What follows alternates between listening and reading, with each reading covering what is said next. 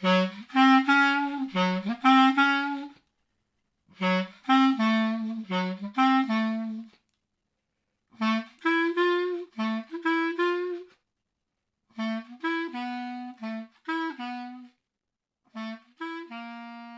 revue Rue Saint-Ambroise et l'association Rue du Conservatoire vous proposent Du gypsophile avec les roses de Françoise Planas. Lecture Justine Tellier. Musique Charlie Nelson.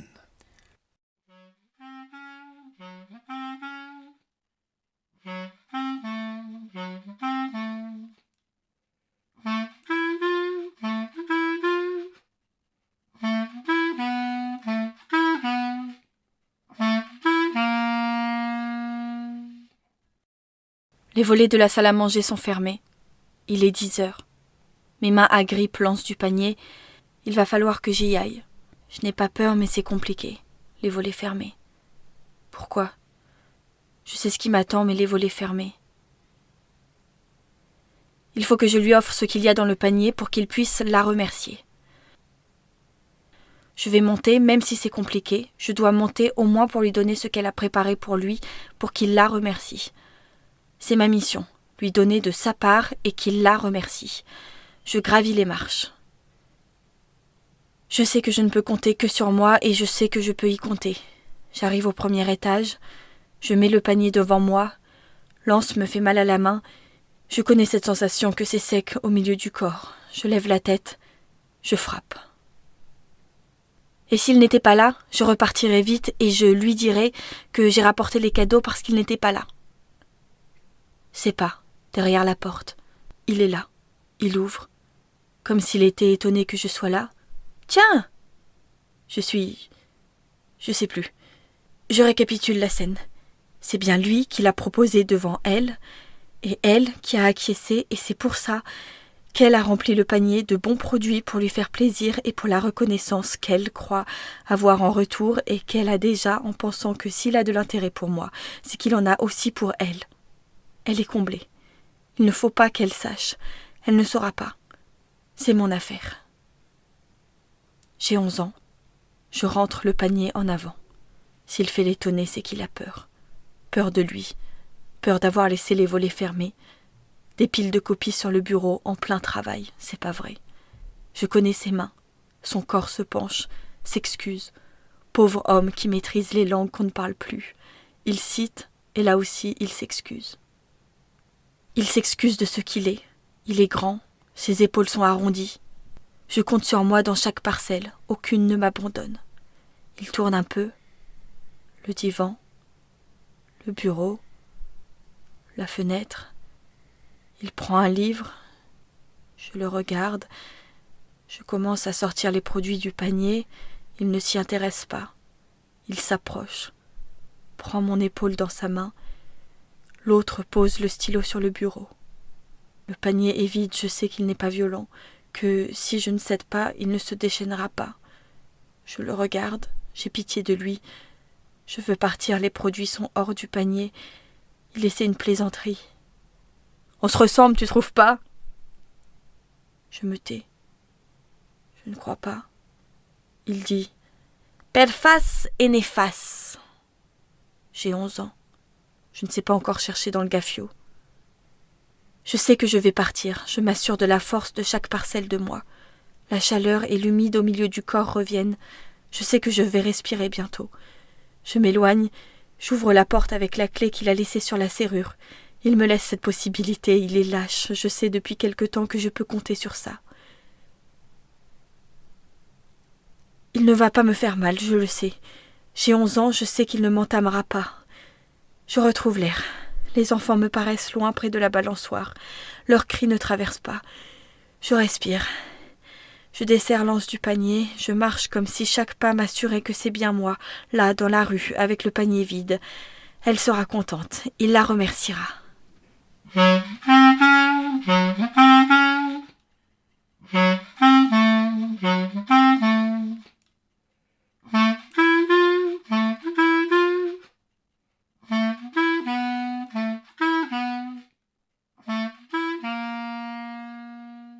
Quelques jours plus tard. Elle. C'était bon ? Lui.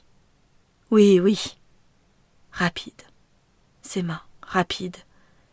Les épaules arrondies, il est contrit, il regarde le sol. Elle le trouve humble pour ce qu'il est.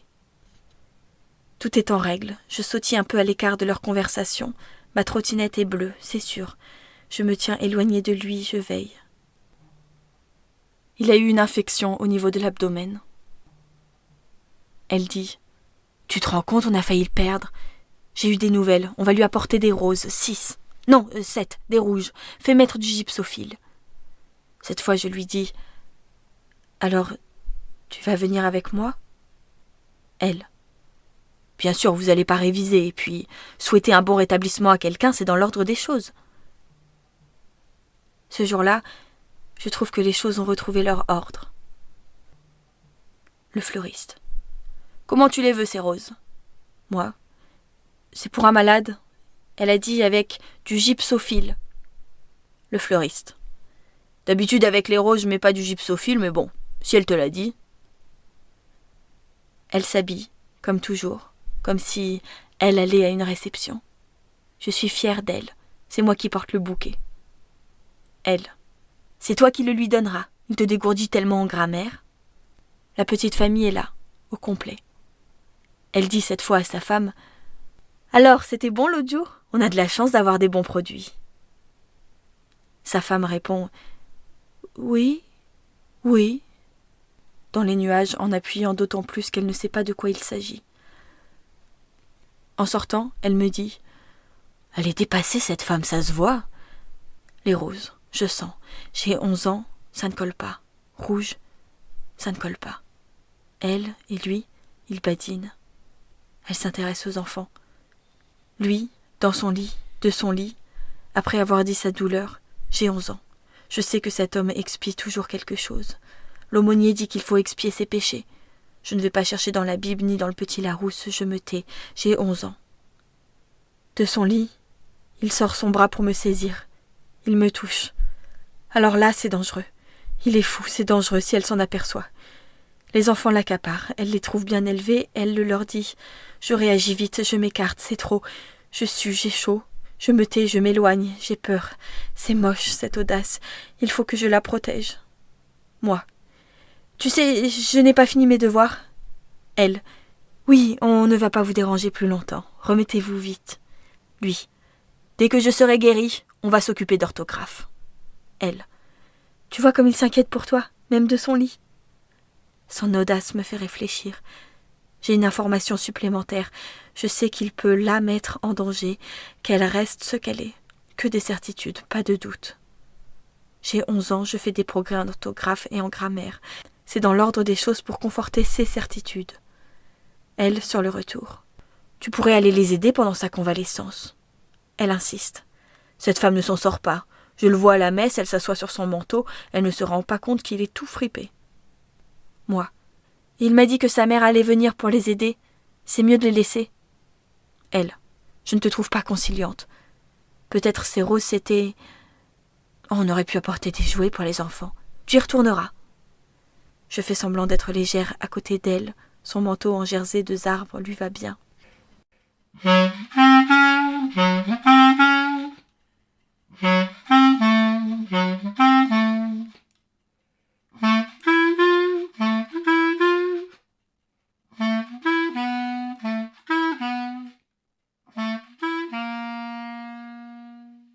L'orthographe a sonné la règle de terminaison des mots en « ou » et leur exception, l'accord des qualificatifs de couleur. J'y retourne. La petite famille est là, je les entends derrière la porte. Sa femme, c'est une gourde. C'est ce que j'en ai conclu sur le chemin du retour de notre visite. Les enfants, des épinards partout, jusque dans les cheveux. Lui, fouille dans son cartable, s'assoit, m'invite à côté de lui dans la pièce voisine. Il commence ses explications. C'est vrai qu'il explique bien. Je me concentre. J'ai 11 ans. Je veux avoir de bonnes notes, c'est dans l'ordre des choses. Les enfants font du bruit. Il va fermer la porte de la cuisine. Il revient, continue ses explications, bafouille. Ses mains. Tant pis pour les qualificatifs de couleur, j'ai 11 ans, il faut tenir. Que personne ne sache rien, que sa femme n'ouvre pas la porte de la cuisine. Il parle fort pour montrer qu'il continue la leçon. Maintenant, c'est l'imparfait du subjonctif. Ses mains. J'ai 11 ans. Je tiens. Je prierai dans mon lit. Je réfléchis comment les arrêter. J'ai beaucoup de choses à penser, à faire, m'éloigner dans le fond de la chaise, mettre mes mains devant mon corps avec mon stylo bien serré. Je veux aussi faire ce qu'il veut, je n'ai pas peur, c'est plus simple, ça n'existe pas. Dans la cuisine, sa femme crie, elle ne s'en sort pas, l'appelle au secours. Il va dans la cuisine. Il fait nuit, je la raccompagne. Si à mon retour vous n'avez pas terminé le repas, des menaces. Moi. Je n'ai pas peur, je peux retourner seule chez moi. Il insiste. La voiture. J'ai l'espoir que ce sera rapide. Il a dit en les menaçant qu'il revient. Sa main passe du levier de vitesse à mon genou. Il écarte mon cartable. J'ai 11 ans, je me cramponne à mon manteau. Il parle, se tait, change de voix, emprunte la route à travers bois. Il va falloir se cramponner encore plus, j'ai mal aux mains dans les poches. Il arrête la voiture, ses mains. Pas de mouvement brusque, je n'ai pas peur. Je me tais, j'attends. J'ai peur qu'elle s'interroge sur mon retard. Ils vont avoir mangé, qu'est-ce qu'elle va me dire? Je me rassemble dans une phrase. Il faut que je rentre. Il met ses mains sur le volant. Il sonne. Lui. Elle a bien travaillé. J'ai voulu qu'elle termine ses exercices. L'imparfait du subjonctif, ça a du mal à rentrer. Elle n'est pas la seule. Je ne m'attarde pas, les enfants sont insupportables. Son regard cherche vers le bas. Je rentre. Elle ferme la porte. Tout le monde est au lit. Je t'ai gardé ton repas au chaud. Vous avez bien travaillé sûrement. Elle a l'air contente. J'ai 11 ans, l'ordre des choses. Je voudrais ne pas avoir faim, je dévore. Je garde les yeux ouverts longtemps la nuit, c'est calme. J'attends que les mouches volent pour les entendre. Une île déserte en vue, puis qui s'éloigne. Je dors.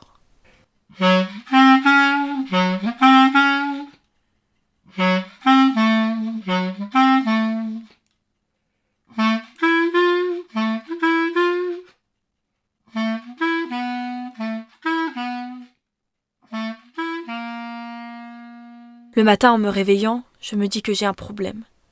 En classe, je n'existe pas. J'ai appris les soldats de l'an 2 avec le ton épique comme je l'ai écrit dans mon cahier de texte. Ils ne m'interrogent pas. Je ne dis rien, je préfère ça. J'aurais aimé réciter avec le ton. Contre toute l'Europe, avec ses fantassins bravants. Je le fais pour moi, dans les toilettes. Elle. Il t'a interrogé? Moi. Oui. Un peu. Elle. Combien de strophes? Moi. Les 2 premières. Elle. Tu t'en es sorti avec tout le mal qu'il se donne? Je pense à Victor Hugo et à Léopoldine. Je mourrai bien la nuit quand c'est calme, pour que le matin, j'ai un poème avec du houx vert et des bruyères en fleurs. J'ai 12 ans.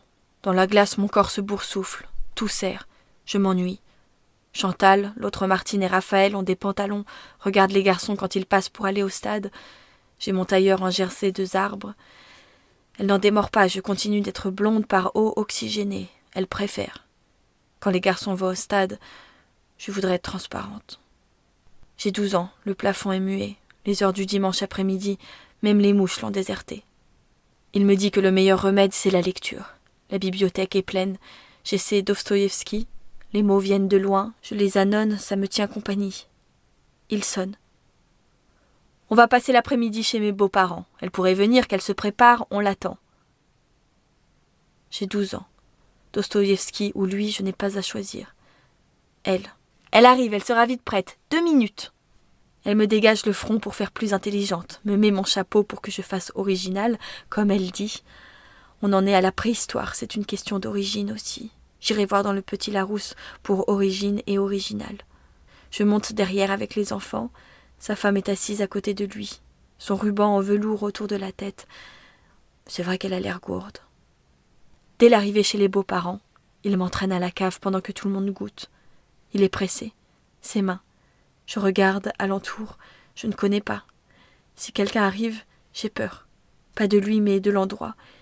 Il est un enfant timide qui veut et qui n'ose pas. J'en ai vite marre. Finalement, je préfère annoncer Dostoïevski. On rejoint les autres.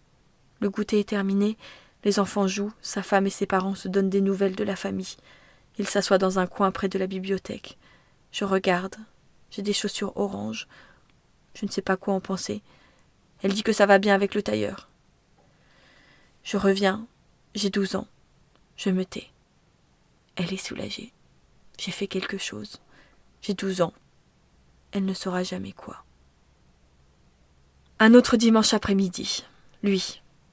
Qu'elle vienne, les enfants ne sont pas là, on pourra réviser tranquille. Elle. Ça ne dérangera pas votre femme? Lui. Non, elle a des copies à corriger. J'espère que c'est vrai que la gourde est là. Elle a les yeux cernés. C'est vrai qu'elle ne s'en sort pas. Je sonne. C'est elle qui ouvre la porte, étonnée. Je commence à en avoir marre. N'a pas de copies à corriger. Range. Il y en a partout. Pourquoi je suis là? Il ne fait pas semblant de se préparer pour que nous nous y mettions, n'en parle même pas. J'ai 12 ans. J'entame quelques mots. Les enfants, le désordre. Pas envie d'aider. Je ne sais plus, c'est vague. Pas de regard. Il tourne, des jouets à la main. C'est lent. J'ai 12 ans. Je voudrais être ailleurs, je m'ennuie. La sonnette retentit. Il s'agite. Sa femme me pousse dans la chambre des enfants, ferme la porte. Je ne bouge pas. J'attends. C'est long. Je les entends. Je ne comprends pas, je suis assise par terre. Je touche les jouets des enfants. J'attends. J'ai 12 ans. Je ne sais pas. La porte claque.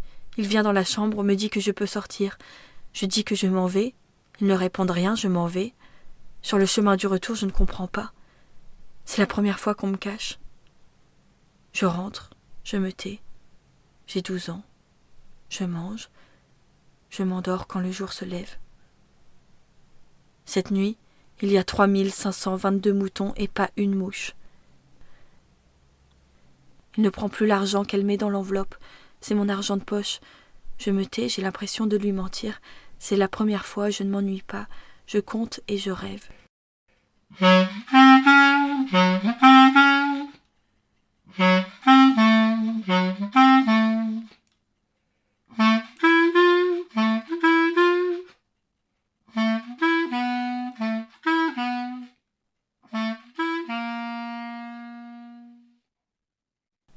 J'ai 13 ans. Il vient à l'improviste pour un cours à la maison. C'est nouveau. Je n'ai jamais voulu. Il dit que c'est en passant, il insiste. Je suis seule à la maison. Il insiste, il ferme la porte de la salle à manger, qui n'est jamais fermée, on est seul. Je ne sais pas, je connais bien l'endroit, c'est là où on vit. Il y a la place de chacun autour de la table. Il s'assied à la place de mon frère. J'ai la tête à ça, pas à lui. Il sort mon livre de grammaire de mon cartable. J'en ai rien à faire, pas de chaleur, pas de sec, pas d'humide au milieu du corps. Je sais. J'entends des bruits de pas que je reconnais, qui s'arrêtent derrière la porte de la salle à manger. À cette heure-là, habituellement, elle n'est jamais dans cette partie de la maison. Elle va qu'à ses occupations au rez-de-chaussée. Elle, c'est mon ange timonier depuis que je suis née. Au début, c'était sur les nuages qu'elle me guidait. Derrière la porte, je la sens. Je me lève. Je l'ouvre. Moi, très fort. On a fini de faire mon travail. Moi. Allez, au revoir. Très fort aussi. J'ai 13 ans, c'est fini. Pour elle aussi, il disparaît. Elle dit « On dirait qu'il sait pas ce qu'il veut, ce pauvre homme. » Elle est occupée ailleurs. Une amie malade. Les pauvres de la paroisse, il faut bien que quelqu'un s'en occupe.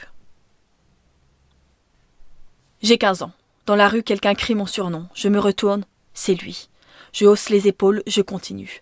J'ai des collants, une coupe à la garçonne, un maxi manteau et des bottes avec 2 fermetures éclairs sur le devant de chacune. Elle veut que je sois toujours originale. Je commence à aimer moi aussi. J'ai 20 ans. J'apprends qu'il est gravement malade. L'ordre des choses. Sa femme a toujours des cernes sous les yeux, son ruban noir autour de la tête. Elle est adjointe au maire, à la commission petite enfance. On la plaint. Elle a toujours l'arrière de son manteau fripé. J'ai 25 ans. Je lis la tragédie des Labdacides. Le sort qui s'acharne sur la lignée de Laïos pour le punir d'avoir violé l'enfant de la famille qu'il a recueilli lorsqu'il a dû quitter son royaume à la mort de son père. J'ai 27 ans. J'apprends sa mort après une longue agonie. Je ne sais pas où est sa tombe. Je n'ai pas appris à cracher et je le regrette. Le jersey de Zarbe n'existe plus. Elle n'a rien su. L'ordre des choses. J'ai 27 ans. J'ai toujours des difficultés avec la terminaison du pluriel de genoux et l'accord des qualificatifs de couleur.